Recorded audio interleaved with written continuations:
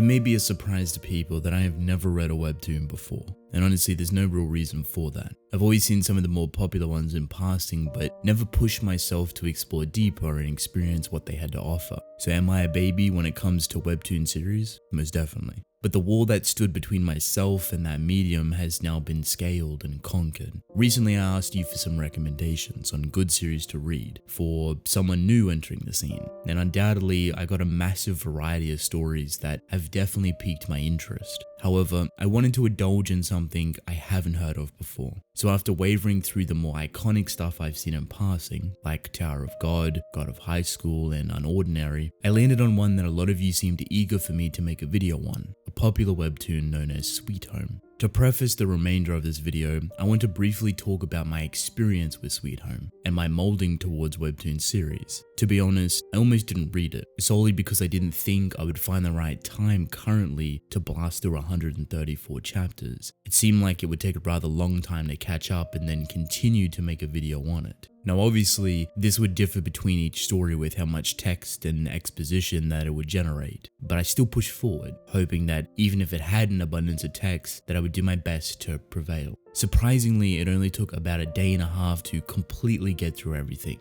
alongside me being busy. And I have to say that I'm extremely thankful to all of you for recommending this series. Not only is it horrifying and tragic, it's also authentic and emotionally powerful. It's gripping and enthralling. The main character is far from what I expected to read for a first-time experience, but it's so beautifully sad and masterfully handled throughout the entire duration. The growth, change, and development for him and other characters trying to survive within such a self-destructive world fueled by corrupt desires is suffocating in all the right ways. I was definitely surprised going into it, with how gritty and dark its opening truly is, but by the end of it, I'm more than thankful. With the opening out of the way, let's take a closer look at Sweet Home, a story revolving around a heavily depressed and suicidal teenage boy that finds himself struggling to survive, not only within himself and against temptations, but also the outside world that's been overrun by hideous monsters born from human desires.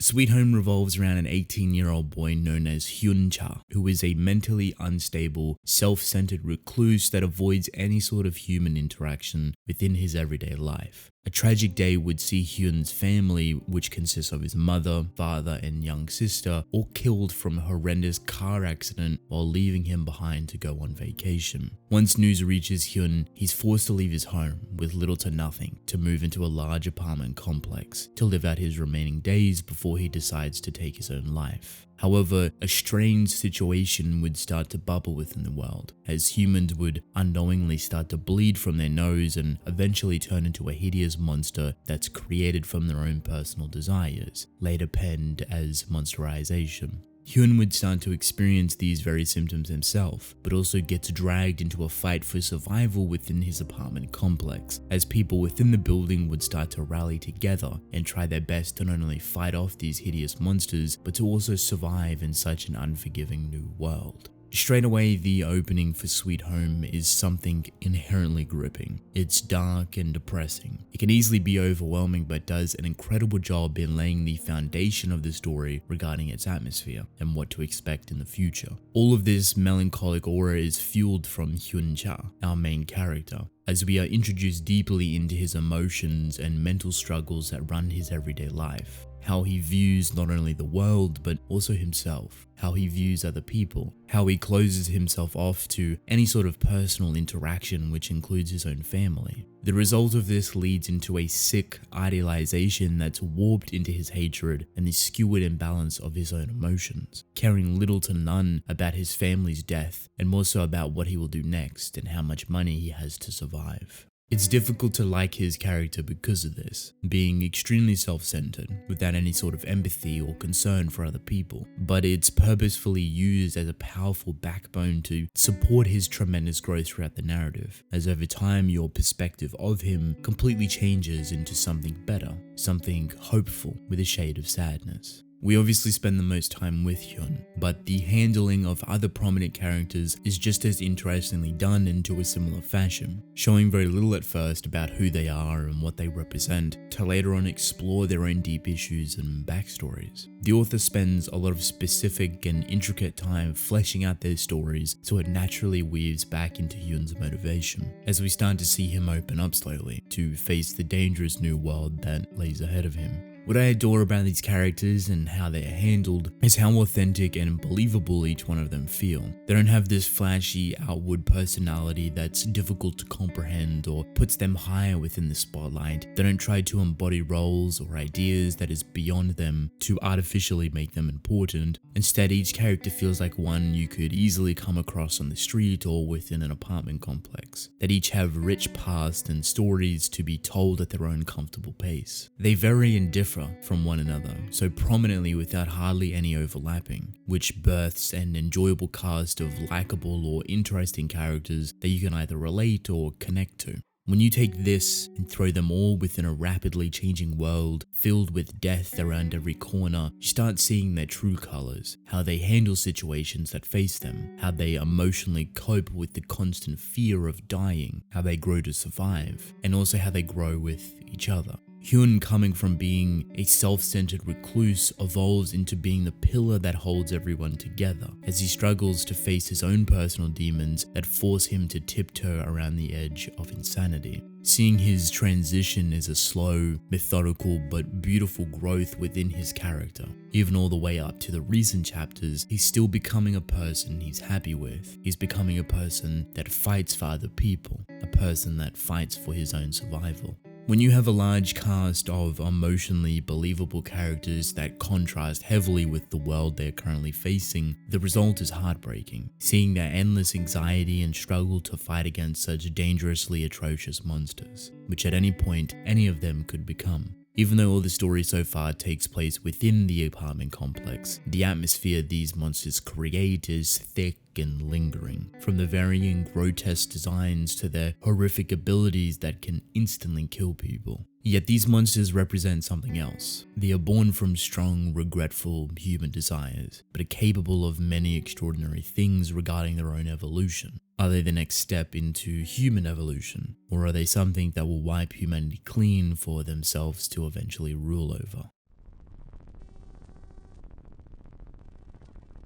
What I love about the approach towards these monsters is how they don't feel like mindless zombies. They have meaning in their creation, and their body, personality, and even emotions is built purely upon those desires of the humans they transform from. Because of this, the variety of monsters you get is almost endless and allows for tension flexibility with how different monsters are utilized and pushed throughout the narrative. Some may be docile or slow, others can be aggressive and scarily powerful. It all boils down to what they represent and what they were born from, which reflects it. Now, considering the creation of these monsters is currently unknown and only theorized, there's never really any sign of who or what could turn at any time. This leads into some intense standoffs between people that struggle to justify the killing of humans that are slowly progressing within their monsterization.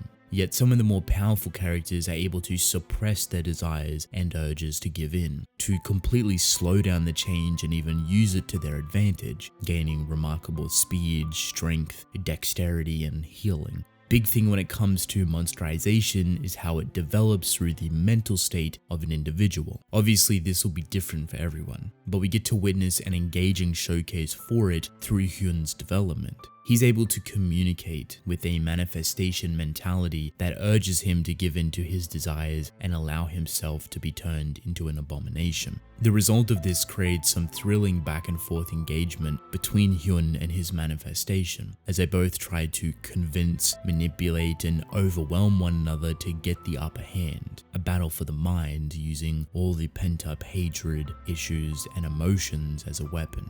Now, to wrap all of this up in a nice neat blanket is how appealing but grotesque the art is in showcasing the deep dread, death, and monsters respectively. It's simple but creative within its own limitations to maximize the impact certain things have. Whether it's the unique design of the monsters, the raw, intense emotions being portrayed, or even just the different approaches to environmental awareness and progressive motion. You get a really good sense of where everything is, how much power is behind that punch or kick, how fast that monster truly is, or my favorite, how wholeheartedly terrified, emotionally broken, or upset a person can be. Some of the faces that these characters pull is honestly powerful. It has a good chance to burn itself into your memory with just how poignant it sets itself to be. My experience with Sweet Home was an enjoyable one. I absolutely loved reading every moment of it. It was engaging, and I couldn't help but want to continue reading it even if I was dead tired. There is so much the story does extremely well, and by the looks of it, it's only just getting started, with the narrative opening itself up even more and exploring new concepts deeper than ever before. The future for Sweet Home is viciously bright, and it deserves all the remarkable success that has come its way over the years. Hopefully, this video managed to slightly capture what Sweet Home represents. And if it does sound interesting to you, I'd wholeheartedly recommend you give it a go. I don't think you'll be disappointed. To bring this video to a conclusion, let me know if you have read Sweet Home and how you feel about it. Did you like it, love it, hate it? I'd love to hear your thoughts. Also, leave some more suggestions on Webtoon series you'd like to see me talk about. The most supported recommendation will have high priority, so like the comment that you favor. With that being said, I want to thank you all for watching. Hope you enjoyed. Drink plenty of water, and I will see you in the next one. Goodbye.